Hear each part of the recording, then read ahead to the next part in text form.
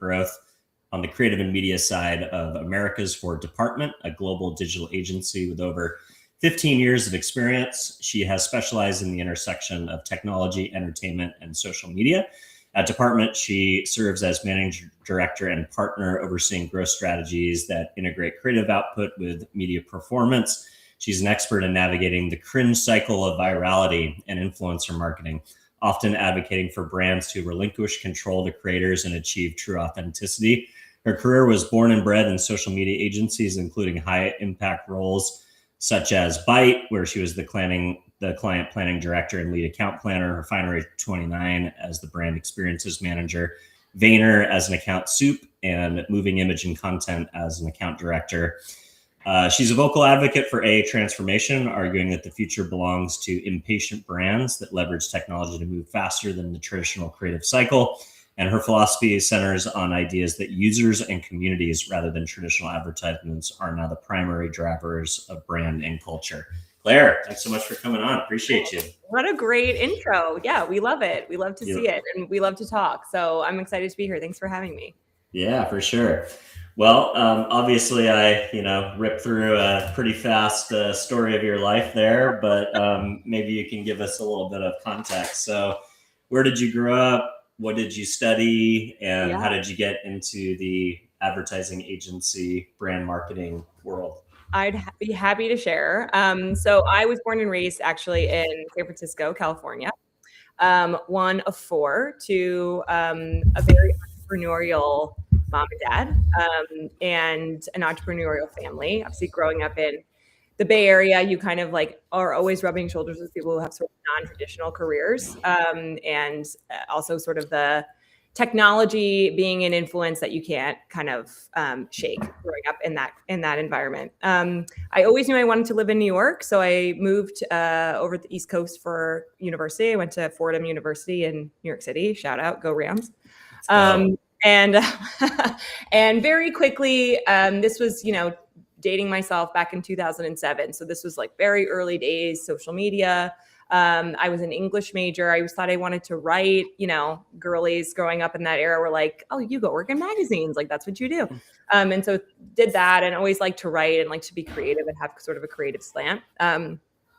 But quite quickly, I was sort of seeing this space sort of changing really rapidly. And actually spent a semester in the Netherlands, which is, again, very poetic that now I work at DEPT, which is a Dutch agency. Spent a semester there and got interested in sort of women's studies and minored in women's studies. And so brought those two worlds together in my thesis for my women's studies minor, which was how female entrepreneurs get iced out of traditional fundraising sort of rooms. They're not sort of traditionally welcomed in those spaces.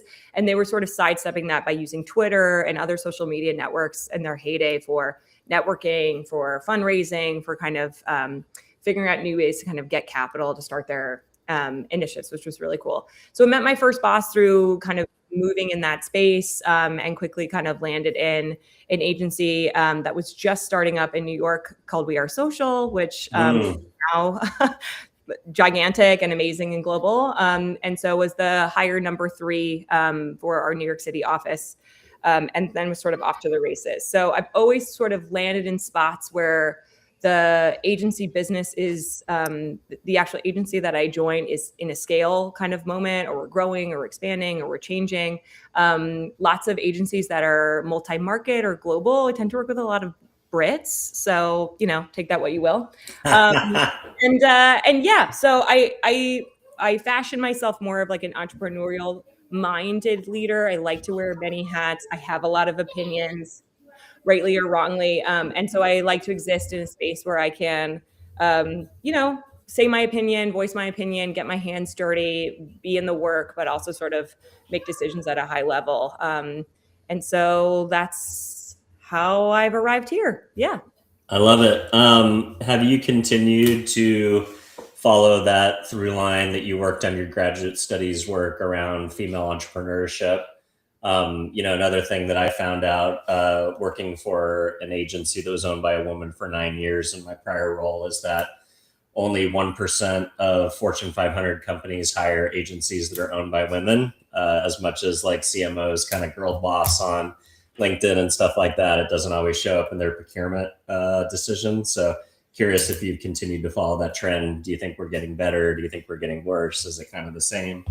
Dylan, how much time do you have? I think there's a couple of things going on. I think one, I mean, listen, I'm biased towards female leadership. I think women are uniquely positioned to lead businesses having to do with people, and that's what we're in the business of, is like people, creativity, and we, sell our time and our people and our energy to brands to use that to market to other people. And so I think we have a unique understanding of people.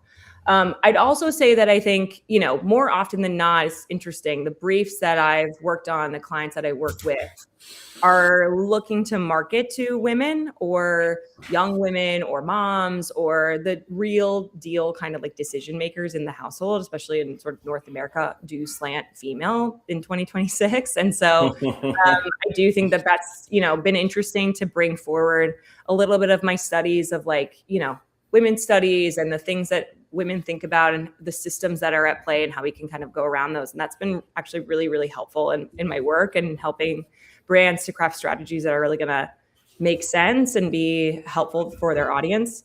I'd also say, just to your point on I think there's also a sense of, I don't want to say glass ceiling, but like in that energy of women sort of reaching certain echelons in traditional agencies. I think it's tough because the agency model, the old school agency model, is outdated, and that you have to be working just like nonstop all day, every day, weekends, there's no flexibility. And for me, I'm a mom of 3. And so being able to work in a place and in my role now that does allow me a lot of flexibility, it allows me to be more remote than not. It just makes it easier to like stay in a more senior leadership position. So I think there's a little bit of like push and pull. Like, is there a lack of brands hiring those agencies, or do women sort of opt out because those leadership roles aren't really conducive to like the lifestyle that they want? I don't know. You kind of can make your judgment on that, but that's my take on it. So, you've always worked at what I would consider like challenger agencies, Vayner probably being the most famous. Yeah. Kind of brands or agency people in general either hate or love Gary and his VCs and thinking, I think these days more often probably love, since he's been, correct in so many instances. But, Refinery 29, kind of an early example of kind of a publisher and an agency and how those two things work intertwined. And then you talked about, the early days with We Are Social. What is it about these kind of challenger agencies, challenger holding company structures that have also piqued your interest versus, I don't see any traditional big holding company experience on your resume. You may have hit it in your bio, but be curious. Yeah, very intentional decisions. I mean, look, like this is however many, 10 years plus ago, where I made those decisions to move where I did. And I think I was intentional with choosing places and leaders that I felt were brave, and that I felt were brave to go to market or do work in ways that weren't sort of upstream and like a little bit against the grain. And at the time, it was kind of like a mental puzzle to figure out how we were going to service our clients. We would get a lot of sort of doors slammed, like, I don't really think that's for us. It's not really how we do things, and then sort of over time, the wheels would get greased and people would come to us and be like, actually, remember that thing we talked about a year ago and we need it now. So that was sort of exciting to see that success really early on. Vayner especially, Refinery a little less so. I think they had like, a lot of attention at that time. We were doing some really cool things. But again, sort of a good example of my time there was the 29 Rooms kind of moment and era.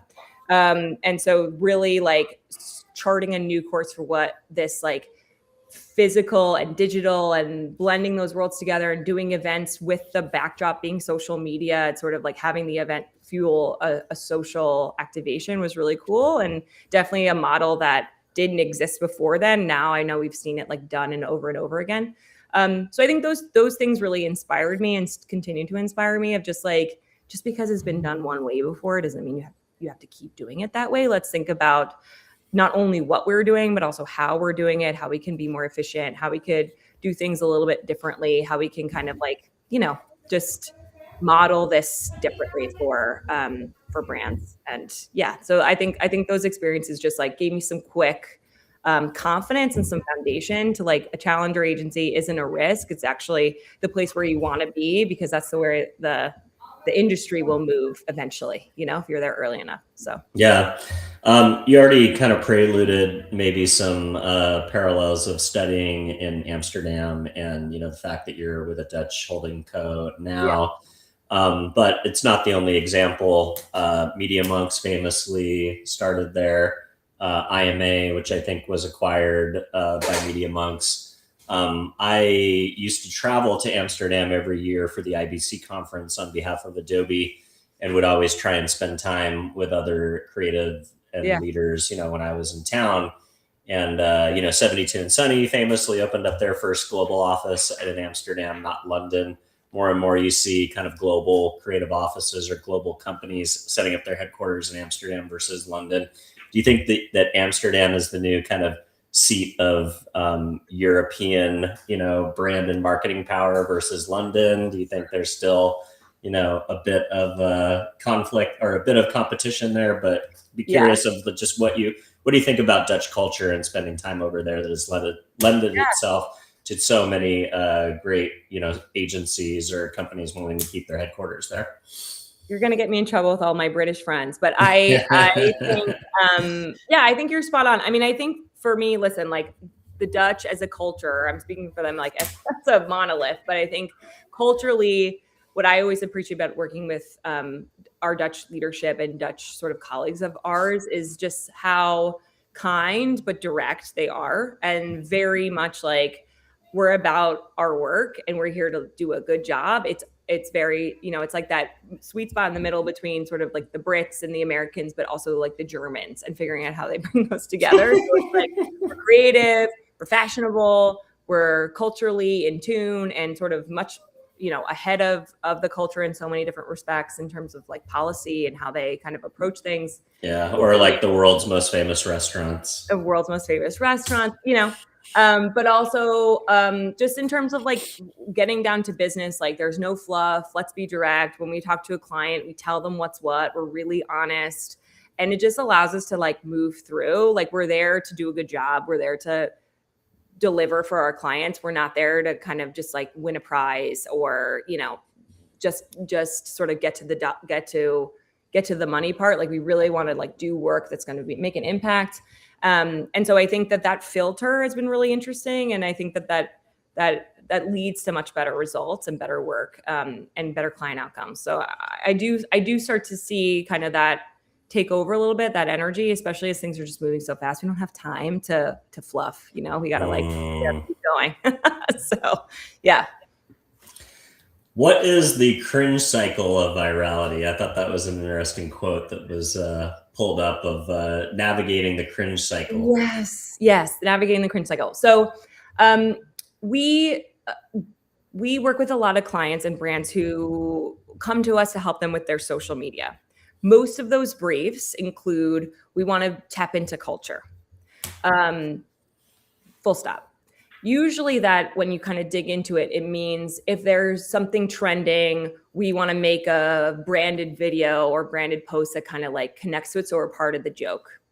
What we sort of have classified as like the cringe cycle is, for example, that corn video went viral.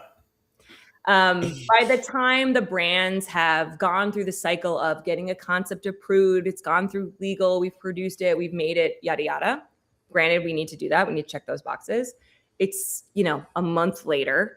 So you're posting your corn video then, and people are like, we don't need to see this from our, our brand, we love our brands, but we don't need to see this 4 weeks later. The internet has moved on. And so it doesn't have the same impact of being something that's fast moving and native and makes sense for the client, makes sense for the brand, makes sense for their audience. It just has it just becomes sort of like an ick and a cringe moment for the brands. So that's sort of what we hold ourselves to when we're working in this way. So how do you help brands accelerate that timeline? Because that's kind of the worst is, right? Like you see, like it must be the most frustrating thing as an agency to identify a trending moment, get all the ducks in a row, do the pros and cons of whether the brand even has the right or should step into the trend, and then land on, yes, we have a point of view, we have something to say, we can be part of the conversation, and then you get dropped into this timeline that drags it out. What are the best ways that clients can do the first exercise, which is like evaluate whether they should be in the conversation or not? But if they get the green light, how can you advise them to move fast?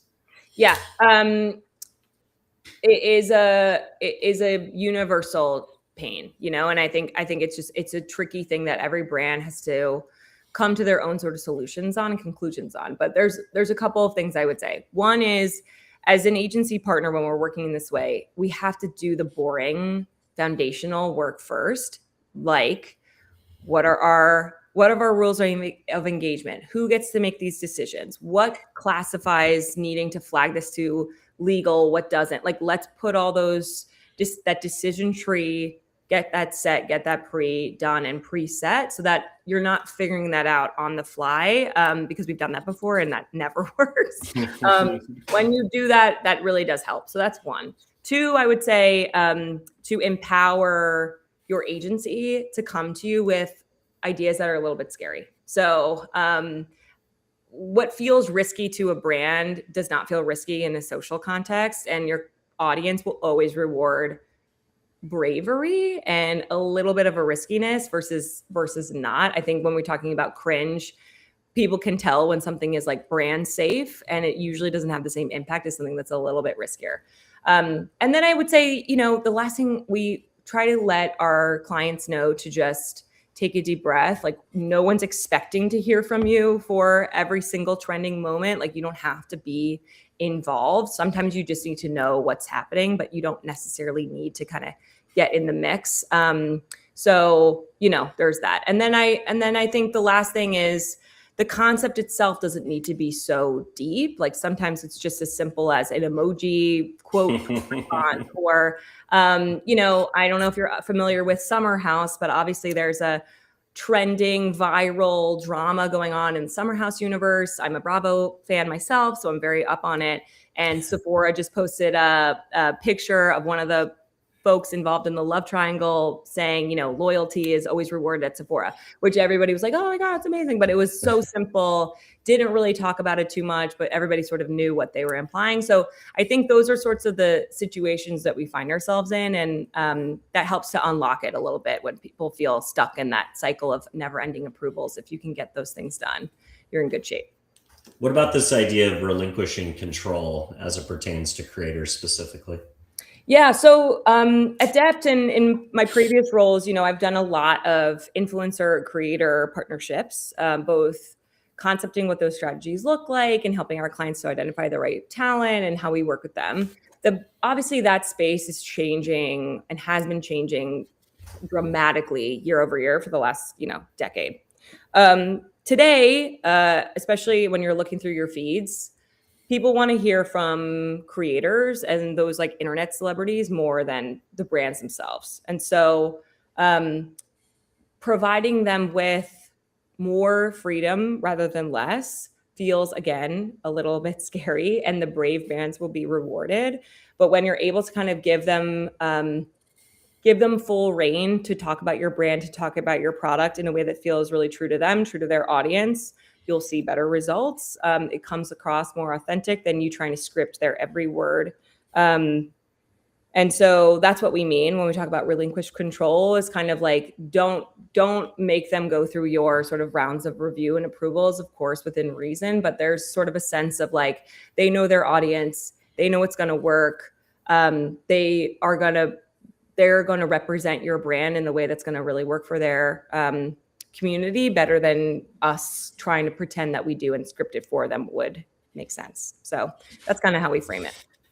What about the idea of relinquishing control of your own brand? Like, the idea of social is that, your brand is almost in partnership with your audience. You don't get a say anymore. The internet gets to vote. Yeah. I remember when we worked on the Jeep business, like basically the Wrangler community pretty much took over our social feed. And if we posted anything on the main feed that was not Wrangler, like people would have a meltdown. Yeah. So we had to build separate social channels for all the other models because, the community decided that the Jeep handle was for Wrangler content. And that was how it was going to be. I think Jeep smartly eventually gave in to, the mob, so to speak. Mm-hmm. How much do you have to, share your brand and your brand narrative with your social audience? Yeah. I mean, case by case, right? Like, but I would say that most brands I see are underutilizing their audience in social and continue to use it as a broadcast channel to tell people about stuff, which is great. We love.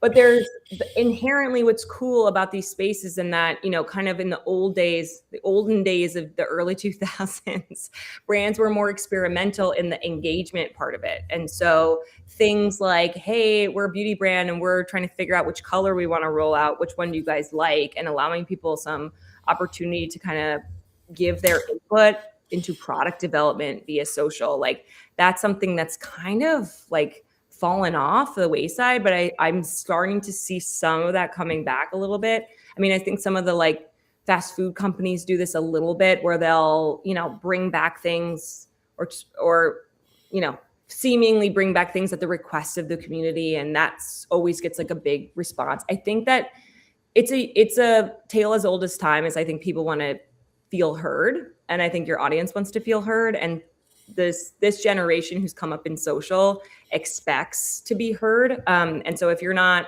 leveraging that to your own benefit by having them vote in, or, we did one of my favorite campaigns back in the day for Byte was a campaign we did with ASOS, and we had the team, we had the photo shoot be something that the community could vote in on Instagram stories. So you could style the model with this or that. You could put them in this or that background, and sort of it felt like a community sourced photo shoot, which everybody got really engaged and excited about. So I think people just want to see they have like a fingerprint on it or handprint on it. Everybody expects personalization and customization. Like that's how, the world operates. And so if you can kind of figure out ways to use your social beyond broadcast, I think you're still ahead of the game. Love it. All right. We made it to 23 minutes without saying AI, but I think time to jump in. So AI transformation, I feel like last year was kind of like the hype cycle of general AI. This year, the hype cycle seems to be the word agentic. But curious how you guys are leveraging AI to build agency transformation, but also roll out AI transformation for your clients. Yeah. Where to begin? I think so listen, DEPT, as you know, is a tech and marketing agency. And what I've liked about working here and in other agencies where we have that combo is that our marketing side of the business is not limited by our technical prowess or lack thereof. We have an amazing tech team that can help us do the things that we need to do more efficiently, faster, better, with better data, you name it, we can do it. AI and the sort of agentic solutions that come along with it have just helped us to do that. So there's a couple of things that we've been doing that have been the most exciting to me. I'll give you one really good example is thinking about the creative sort of life cycle, not from a generative AI perspective, but from actual like all those workflows underneath and how cumbersome it is to get creative made when you're working with agency and client sort of in that relationship. It's it's a lot of sort of manual tasks that goes along with it. So it's like, how do we send the brief over? Okay, it's a written brief. We have to review it. Like, then we had to do our first concept, and that's in a deck. And then the client has to provide us feedback for the deck, and that takes a while. Then you have to do this, and then we send all the assets, and then they review each one, and we put it in the DAM, and we send it to media. So all that just takes time. And while we can automate creative and we can do all kinds of cool stuff and version and do all the things that we've done, like there's only so many things we can make if the process is manual. And so what we've been doing really interestingly at DEPT is helping to orchestrate and using AI to like orchestrate that piping underneath that a lot faster. So for example, feeding in the insights from a campaign to make automatic AI generated briefs that the client can just edit and then send to us saves them and us tons of time and like ensures that we're getting the right information into our briefs. Cause we'll get a brief sometimes. It's like, well, how did the last campaign do? Like, we don't know. So there's that. Then just things like, figuring out how you want to review assets and doing that in a more automated way, automating QA and QC. Like that is a tedious, frustrating manual process. It requires a lot of eyeballs and there's a lot of opportunity to miss things. So when we have AI to help us do that, that's really helpful. So I think those are the sorts of examples where it supplements our team, and then our team can spend the time doing what the clients pay us to do, which is like be creative, be strategic, think about new ideas, think about things that are going to connect with, their human customers on the other end, and have the AI help us like do that much more efficiently. Feels like you're almost productizing the agency process in a way. Yeah. I mean, you could put it that way for sure. I mean, I think what's cool about it is we're doing these transformational projects bespoke. So it's not about coming in and being like, use our solution. And it's like, you have to get rid of all your other tech and use ours. It's very much like customized to say, okay, this is the ones, these are the tools you're using. You like this one, you don't like this one. We can help you to sort of plug them all together so that it's not disruptive. Because I think that's another thing that sometimes happens with AI is like, well, got to get everybody onto this new system. We got to train everybody on something brand new. And that's not really our philosophy. It's a little bit less intrusive, a little bit more additive, kind of more customized. I love that. I think, sometimes it's disruptive to a business more than the benefit of just coming in and saying, all right, we've got to strip you all down to studs and build you back up from the ground up. Yeah. In the meantime, you're like, well, how are we going to deliver all this work? We have our holiday campaign. What are we going to do? So yeah, so it's less intrusive in that way. I love it. Help me define the idea of impatient brands. You had this quote, "The future belongs to impatient brands." I love that. I think the idea is that AI levels the playing field for challenger brands even more than they were already leveled. What is your definition of an impatient brand? I think an impatient brand is a brand that isn't willing to wait to watch another brand do something and fail. And they're willing to kind of try it themselves and be the first mover, understanding the risks that come along with it. So it's not something that there's certain brands and certain people, right, who want to see a path that's been well paved with lots of examples and data. And I want to make sure that if I'm investing in something, I'm going to get the return on that investment. An impatient brand is a brand that's brave, ambitious, understands themselves, understands their audience, and is willing to kind of make a bet on either a piece of work, a piece of technology, some creative, something that's a little bit risky, understanding that there's risks involved, because we can't guarantee that something new that hasn't been done before is going to quote unquote work, but you're definitely going to learn something. Many creatives fear AI for its capability. Well, I guess I would just say humans fear AI in some ways, and the idea that it there's the Terminator thesis up here, and then the next level of fear down is probably redundancy, job replacement, lack of young people being able to find jobs. How do you see AI as a data-driven creativity enhancer versus a replacement for human creatives? Yeah. I never want to kind of put my foot down and say like, this is what it is. This is what it isn't. As well as everybody else, is sort of staying tuned to see what happens.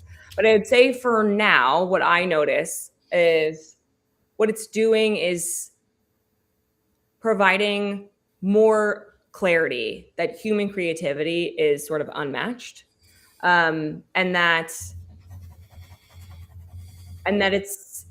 it's amazing at doing sort of like those repetitive tasks, like we were talking about with QA and QC and things that require like a very kind of technical eye in terms of like checking for patterns and making sure that things like look right.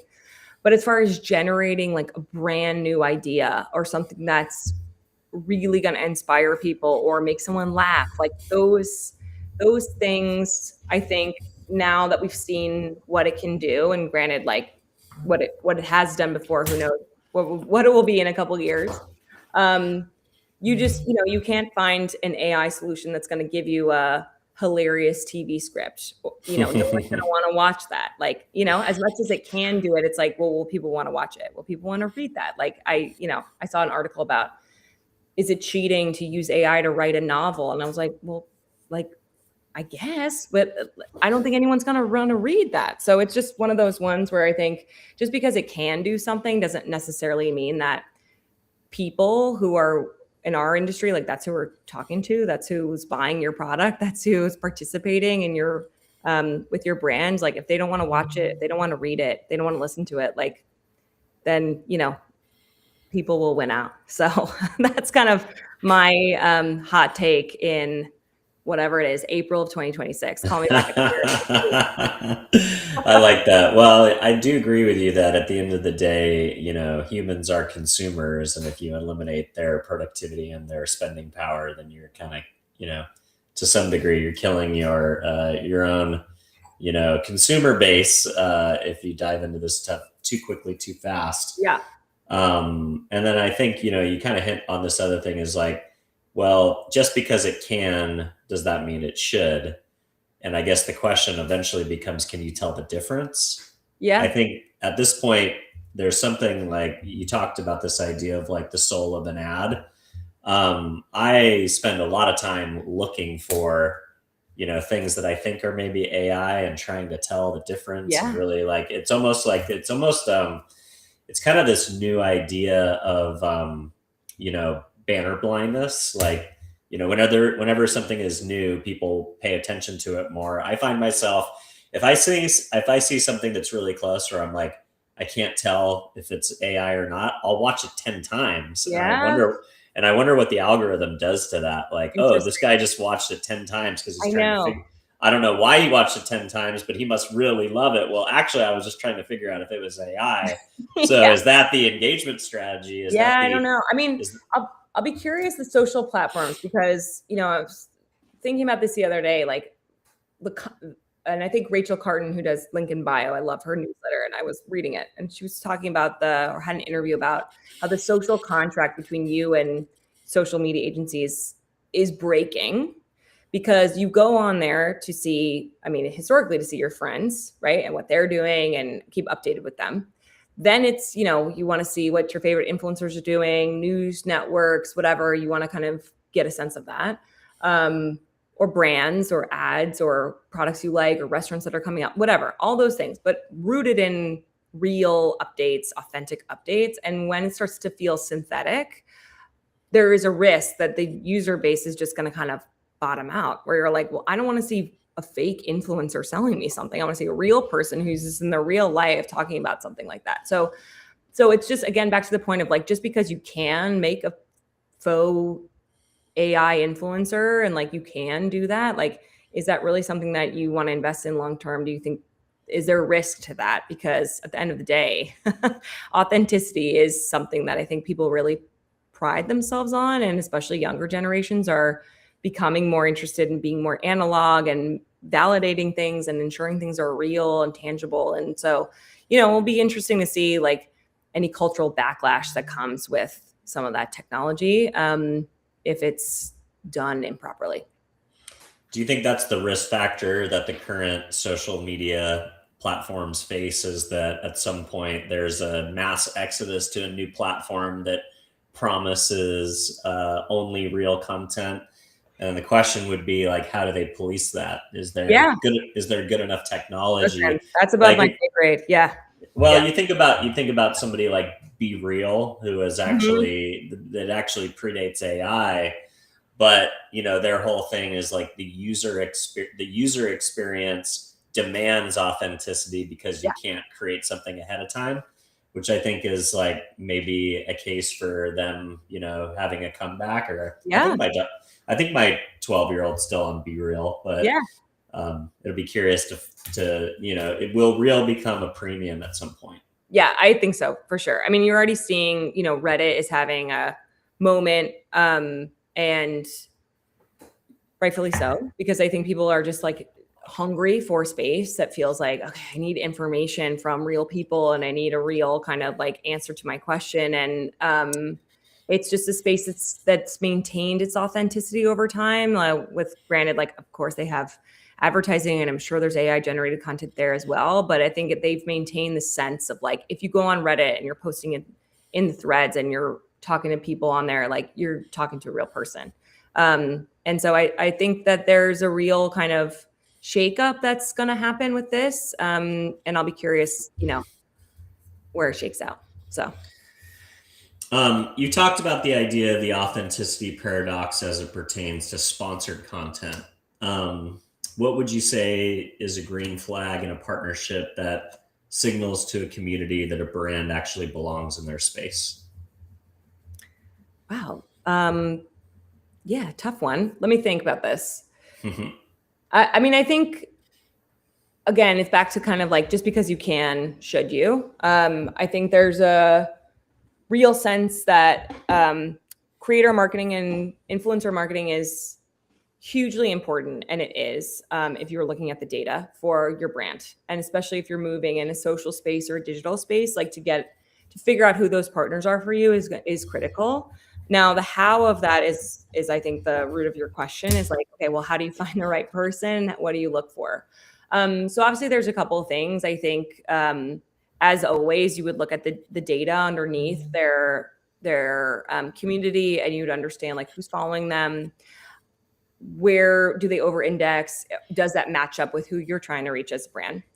The other thing I'd say that is a little bit harder to get at is like, do they have a genuine affinity towards your product or your brand? And sometimes it's those surprising matchups that work the best. So if you were just going to take the data-driven approach, you might just be reaching the people that would already have bought your product, like you're already able to reach them through other advertising channels. Maybe they're already your customers. Like that doesn't seem like a great use of time. But if you're finding an influencer who has your right kind of tone or fits your brand in some sort of like surprising way, but they have a completely different audience than you, that's usually where I think there's a sweet spot, because they're going to introduce your brand to a new group of people in a context that's different than you would normally do it. And again, like it might not be the most successful influencer partnership, but you'll certainly learn something. And I think that that's kind of where we like to push our client partners. Yeah, I love that. And at least you're starting from that baseline of like, okay, the influencer actually uses your product. And, I think that's becoming more and more important, is how do you advocate your brand advocates, the people who already know you, love you, use you, can talk about you in a way that's authentic. Yeah. I mean, I think that's becoming more and more important.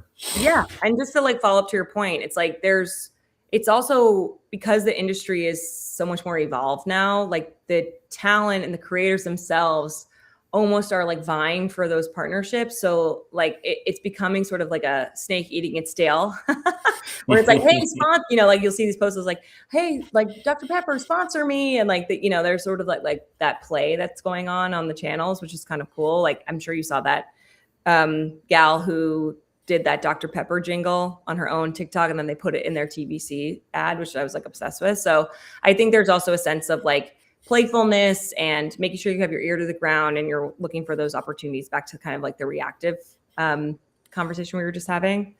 and look for things that feel a little bit out of your comfort zone, because that's, I think, where you'll break through in social specifically. Love it.